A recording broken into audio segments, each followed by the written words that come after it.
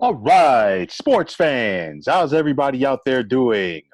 William Martin coming at you one more time here on YouTube with another edition of the 300 Pounds of Sports Knowledge Podcast. Now, it is that time of the year, folks. We are here at the NBA Finals. And with these NBA Finals, one thing is for sure, and that is that this is going to be the dawn of a new day in the NBA rather, as you have the Milwaukee Bucks facing off with the Phoenix Suns. The Bucks are seeking their first NBA championship since 1971, while Phoenix has never won the NBA championship at all. And for Milwaukee, this is their first trip to the NBA Finals since 1974. They lost to Boston. And for Phoenix, it's their first trip and third overall. Last time they were there in 1993, where they lost to the Chicago Bulls in 6 games. And previous to that, they fell to the Boston Celtics in 1976. Now, both of these teams will have something in common once they take the floor tomorrow night for game one. And that is both of these teams have not had to deal with healthy teams throughout the playoffs. We saw the Suns get past the Los Angeles Lakers in 6 games as the Lakers are injury riddled and they tried to hold it together, couldn't do it. We saw the Denver Nuggets in the second round take on the Phoenix Suns. And I said all along since Jamal Murray went down with that ACL injury that at some point Denver not having Jamal Murray would catch up to them. That was a series rather when it did. And then of course, you had the Western Conference Finals where the Los Angeles Clippers did not have the services of Kawhi Leonard. But nonetheless, the Phoenix Suns have survived and advanced. This has been a phenomenal season. Everything has come together for the Suns.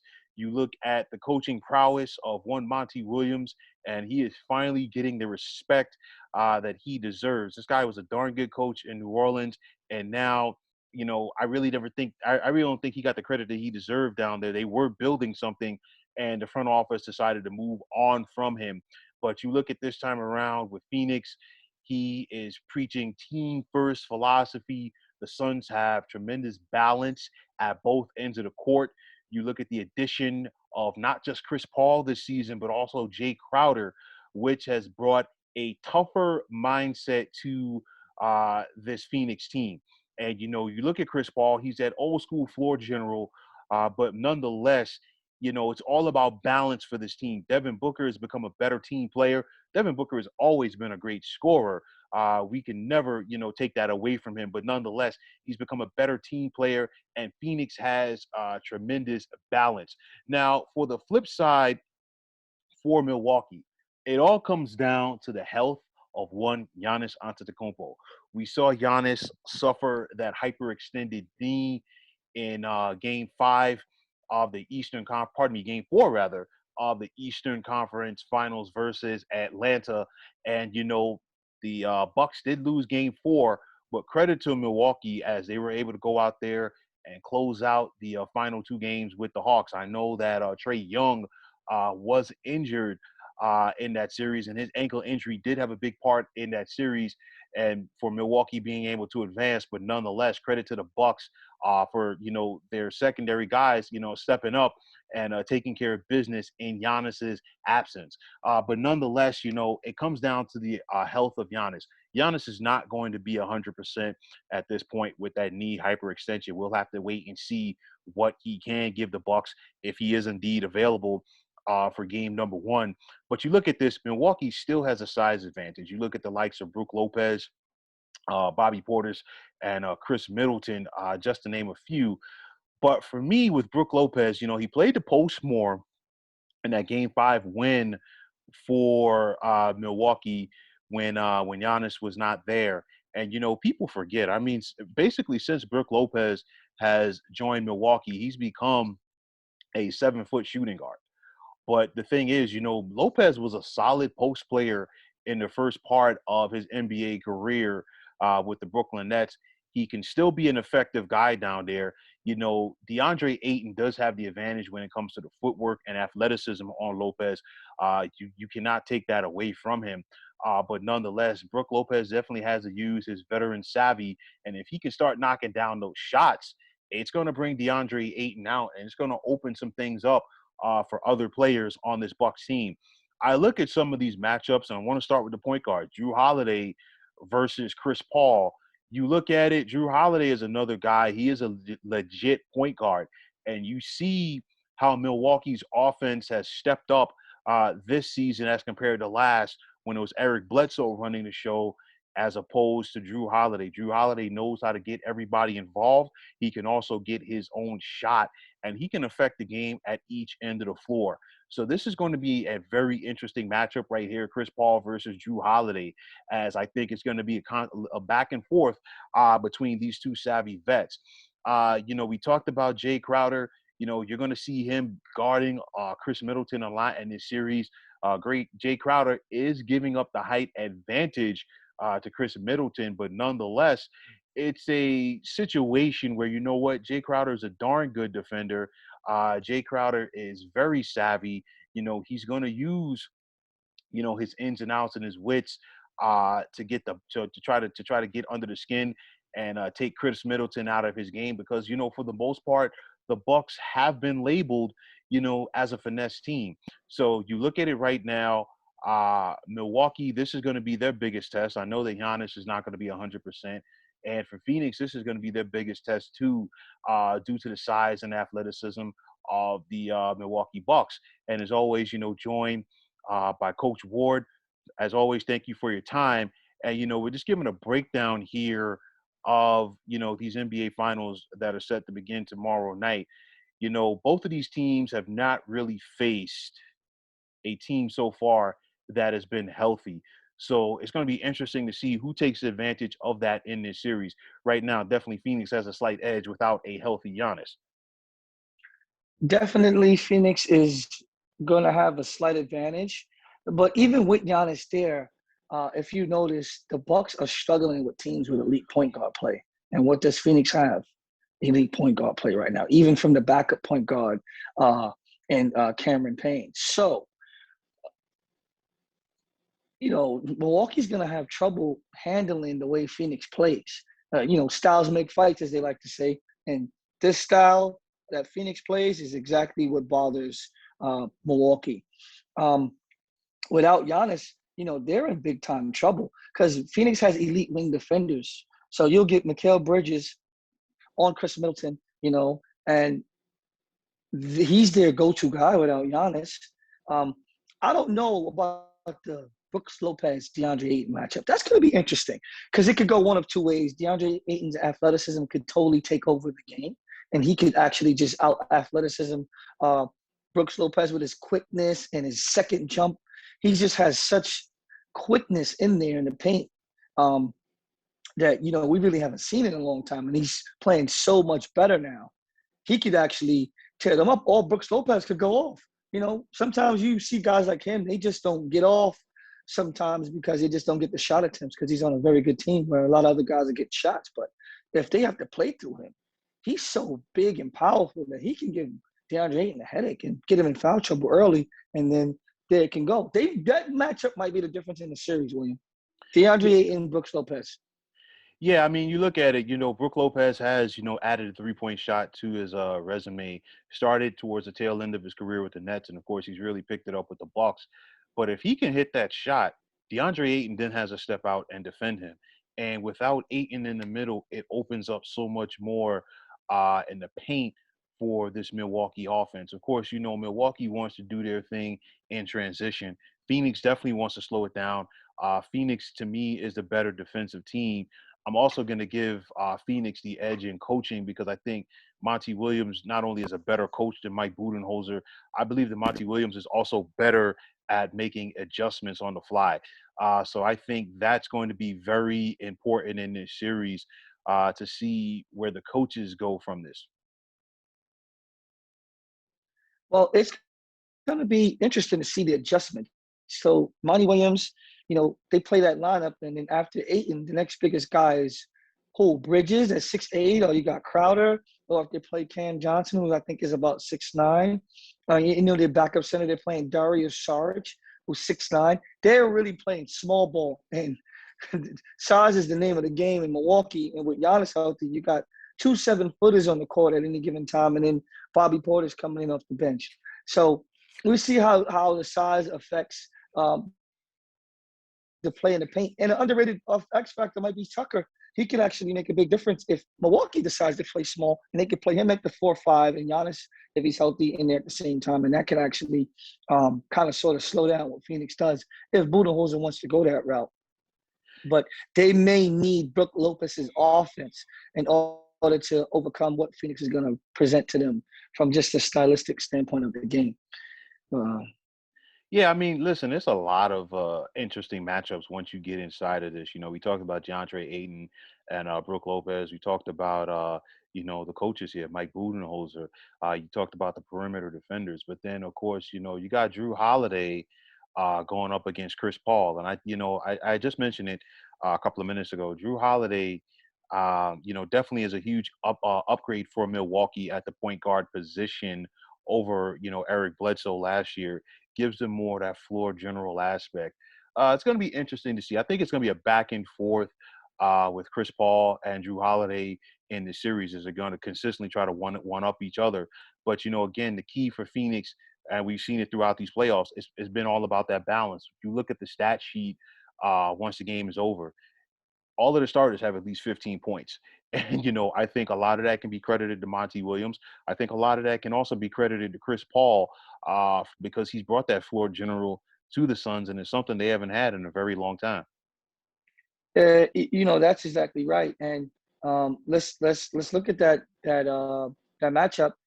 Chris Paul is gonna come out. They're gonna run that high screen and roll. They're gonna force the switch on for Brooks Lopez, and he's gonna get into that mid range, and he's gonna play right in there with Brook Lopez. Is very slow footed. Who's actually a little bit better of defender than people give him credit for.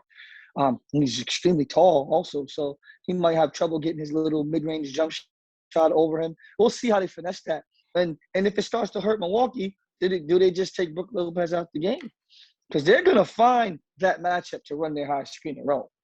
And they're going to use it to their advantage. And Chris Paul's going to make the proper play. So it's going to always come down to that shot making. Who's going to make the most shots from the others, the other guys, the complementary players, the side dishes, as I like to say, man. How well are they going to taste? What are they going to do to affect the game? Yeah, and I mean, of course, there's a Devin Booker factor. I mean, we haven't talked about him so far, but you look at Devin Booker. Of course, we know what he can do when he goes off, when he gets in that zone. He scored during the Western Conference Finals. He just wasn't as efficient, and a lot of that is due to the fact that the Clippers are a better defensive team than what he had faced so far in the playoffs. And of course, Paul George is a solid perimeter defender, so you can only imagine how much more that Devin Booker would have had to have worked if Kawhi Leonard was there. But nonetheless, it's going to be an interesting matchup, interesting, defensively for Milwaukee heading into the series because, Devin Booker is only like 3 or 4 shots away from taking off. And there's one thing that we've seen so far in these playoffs from Phoenix is when they need it, Devin Booker takes over. If you go back to game 1 of the first round versus the Lakers, and a lot of people, said, well, you know what? This is an aberration that the Lakers are going to advance. LeBron's going to get on that typical, LeBron playoff run and do his thing. But, Devin Booker in game 1 of that series went out there and set the tone for Phoenix. And, of course, he closed out the Lakers in game 6. The same could be said at the beginning of that Denver series in the second round. And then, of course, in the Western Conference Finals, when the Suns did not have Chris Paul for those first 2 games, especially in game number 1, it was Devin Booker, rather, who set the tone. So, of course, Phoenix once again has home court advantage in this series. So I think it's going to be key for Milwaukee to not let Devin Booker get off early, because if he does, you get the crowd in that game, and then you could be in for a long night in game number 1. Well, who takes the day off? So Mikal Bridges essentially stands in the corner and waits to be passed to. So then that leaves one guy to guard Chris Paul, the other one's going to guard Booker. So I think that's going to be That's gonna be Tucker on Booker. They're gonna let Chris Middleton sit in the corner on Bridges because they know they're gonna need his offense. So that's gonna be their 1-2-3 matchup. That's how they're gonna split it, right? Tucker's gonna guard Booker, I think, and then they're gonna put Drew Holiday on Chris Paul because they can't let Middleton work that hard on these guys who are gonna have the ball and shoot 20 shot attempts for the game. They're gonna try and rest him and hide him, and that's what would be the smart matchups. But we see how far that gets him. Tucker's, a really good defender. But I think Booker plays with ace where Tucker's calling card is just how, tough and physical he is as a defender.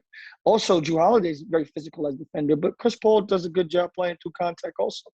So we'll see. Now, when they have to go to the bench, what happens? Bobby Portis is the best bench guy. He's going to start. They got Teague who comes off the bench for Milwaukee, and that's Teague versus Payne. Okay?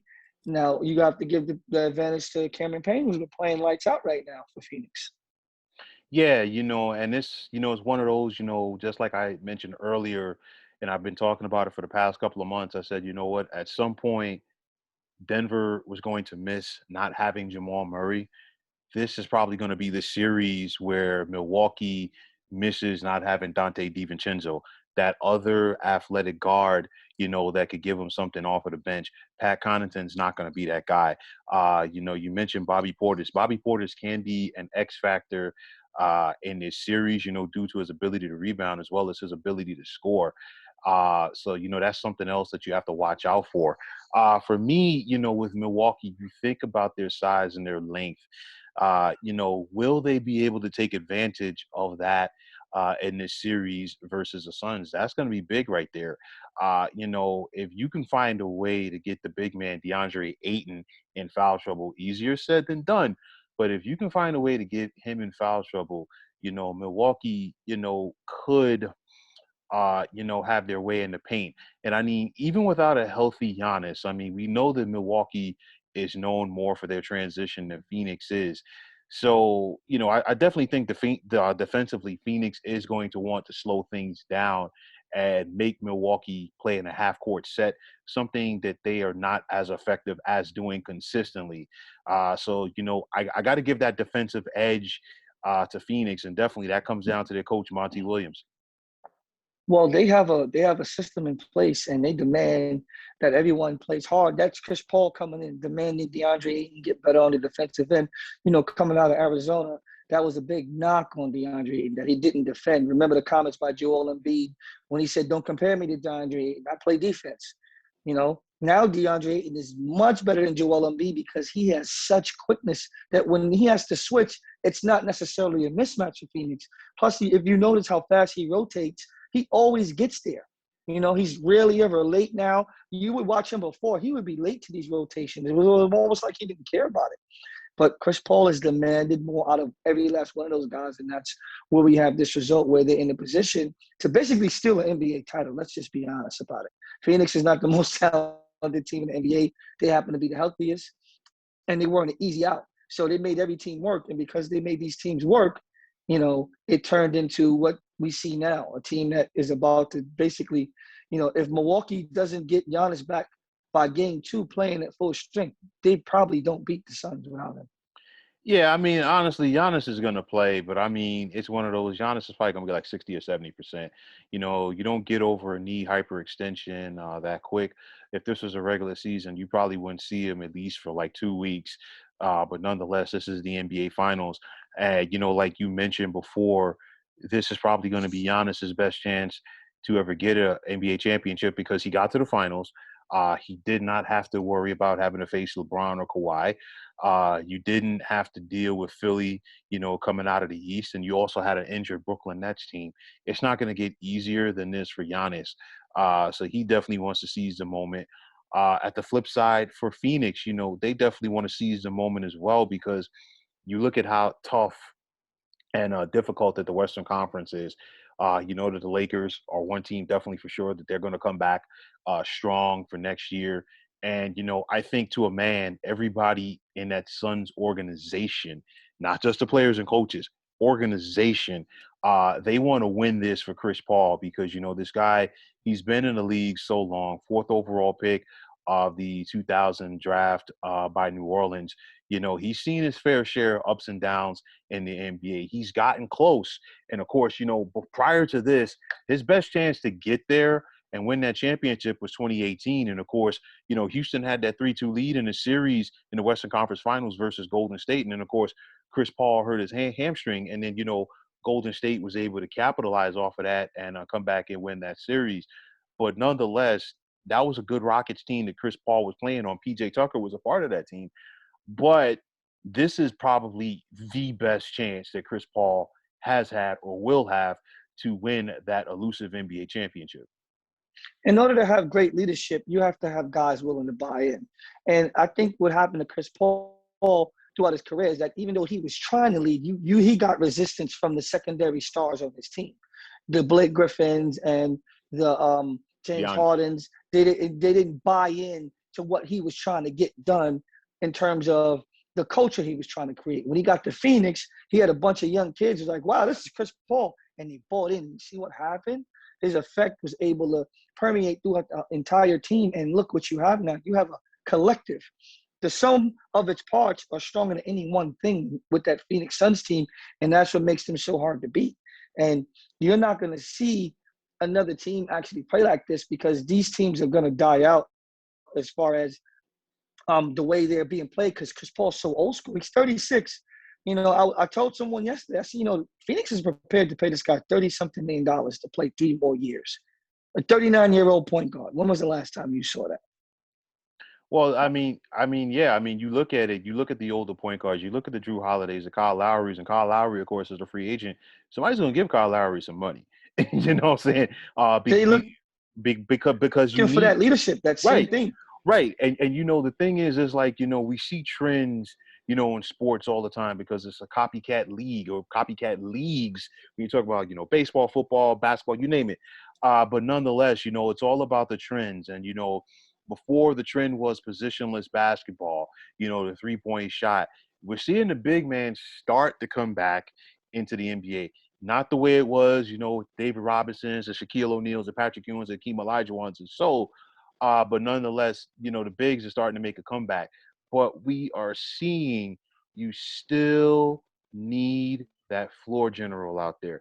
You need that Isaiah Thomas. You need that Mark Jackson. You need that John Stockton. You need that Jason Kidd. That guy who's going to take it over from a point guard position and slow it down. This is a reason why Milwaukee is in the position that they're in. This is a reason why that Phoenix is in the position they're in. And I hope all of these teams out there that feel like, hey, you know what, we could just put anybody out there on the court for our 5 positions, it really don't mean nothing. You need a guy at that one spot. You need that quarterback to go out there and set the tone. You need that catcher to go out there and set the tone. This is what Phoenix and Milwaukee respectively have. And this is the reason why both of these teams are 4 wins away, or one of them's 4 wins away from winning an NBA championship. You're speaking of Kyle Lowry. Kyle Lowry could go a long way in Philly. Yeah. Kyle Lowry could go a long way in Philly. He would be worth whatever they paid him for 1 year. He could probably get them over the hump for 1 year. And, speaking on the point guard play as a whole, because of the way point guards play now, instead of their playmaking, they're more scorers, the Lillards, the Currys, guys who get labeled as point guards who not necessarily are point guards to me. They're great players, but I don't classify them as point guards. And when I talk about point guards, I probably wouldn't mention either one of them. But they're great players nonetheless. They fall in the Allen Iverson category. To me, just my opinion, who am I? But when you have these guys, they take so much off the coach's shoulders because they do his job on the court in the middle of the game and through the flow of the game, and they control the tempo. And when you have that on your team, there's no substitute for that. There really isn't. Yeah, very rarely, we talk about teams not winning NBA championships without bigs, and it doesn't happen that often. At the same time, very rarely do you see a team win an NBA championship without a legit point guard. Michael Jordan's Bulls rather, are probably like one of the few, exceptions to that rule. But you need that classic floor general. I mean, you think back, Larry Bird always said Dennis Johnson was the best player that he ever played with. And you figure Dennis Johnson with those Celtics in the 1980s, he had the ability, to command that floor. And you figure he's commanding that floor when you got to deal with Larry Bird, when you got to deal with Kevin McHale, you got to deal with Robert Parrish, of course, Isaiah Thomas, one of the greatest point guards, ever. Another prime example to that, the San Antonio Spurs during their run, they had Tony Parker. And even before that, with the Spurs' first championship run, granted, nobody's ever going to classify him as a Hall of Famer, but you know what? Avery Johnson did get the name the Little General. So, you need that guy. And of course, there's so many other championship teams out there over the years in the NBA, but nonetheless, you need that guy to set that tone. And that is definitely one matchup that I am looking forward to in this series. With Chris Paul's recent, explosion in the playoffs, he popped up on these top 5 point guard lists that have been floating around now. And, I thought it was an interesting thing. And I love Chris Paul. And point guards are all my favorite basketball players of all time are point guards: Kevin Johnson, Jason Kidd. I'm really into point guards. I watch them a lot. It's just my favorite thing about the game. I just like the way they control it. I think they're the most important person on the court, honestly. And I'm sorry to say I cannot put him in the top 5. You have Magic. You have Isaiah Thomas. Chris Paul's not better than John Stockton. I've seen him on people's lists as, above John Stockton. He's not better than Jason Kidd. You know, then you have Steve Nash, who won 2 MVPs. This is a lot of point guards who I don't think he's necessarily better than, just my personal preference. But he's a great, great, great player right now. I just think what's happening is that he's so rare right now, his value is overblown. There's nobody else like him left.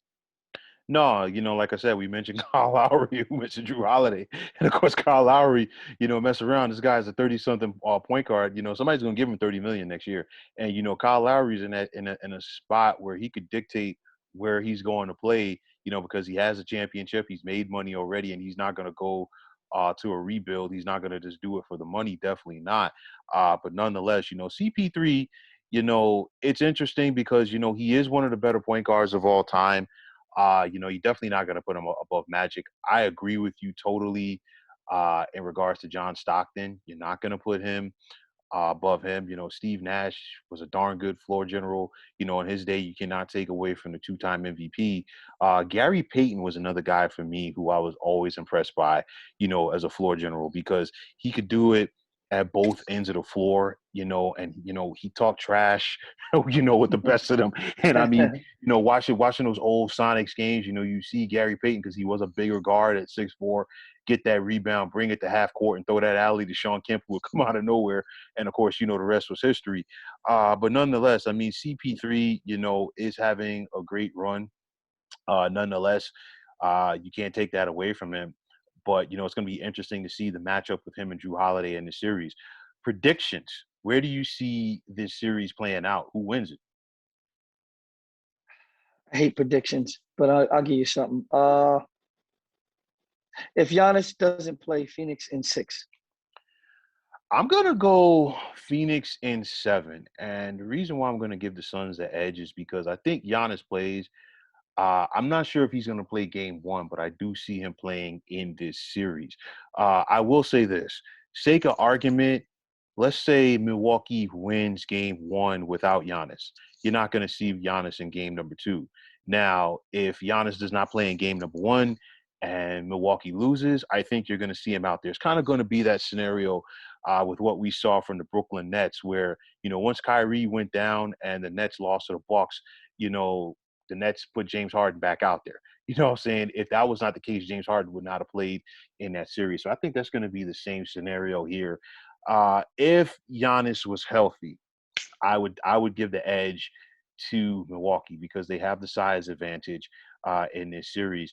I think there's too many more what ifs for Milwaukee for this series than there are with Phoenix. And I think one of the biggest what ifs is going to be Brook Lopez along with Chris Middleton. Can Chris Middleton can consistently bring it, and can Brook Lopez consistently hit his shot to make DeAndre Ayton work? Those are two factors there. I give the defensive edge to Phoenix. I also give the coaching edge to Phoenix. And with that said, after being like held down in the Western Conference Finals, I think you're going to see a more efficient Devin Booker in these finals. I don't disagree with any of those things. One thing that we are always gonna have to look at when you talk about Milwaukee and Phoenix to show that they're on the opposite end of this is what do they do in the clutch? The Milwaukee Bucks, they struggle in crunch time. They struggle in close games at the end of games. If Middleton doesn't make the shot, nobody else makes the play. That's offensively or defensively. We've seen them blow assignments at the end of the game. We've seen them miss free throws at the end of the game. We've seen them do all kind of things to lose games. And Phoenix doesn't really do that. So to me, that's why I'm like, okay, if they have 3 close games, Phoenix is going to win 2 of them. No, Off listen, back. I definitely agree. Phoenix is a more mentally tough team, and I think a credit to that is Monty Williams, but also you bring in Jay Crowder and Chris Paul.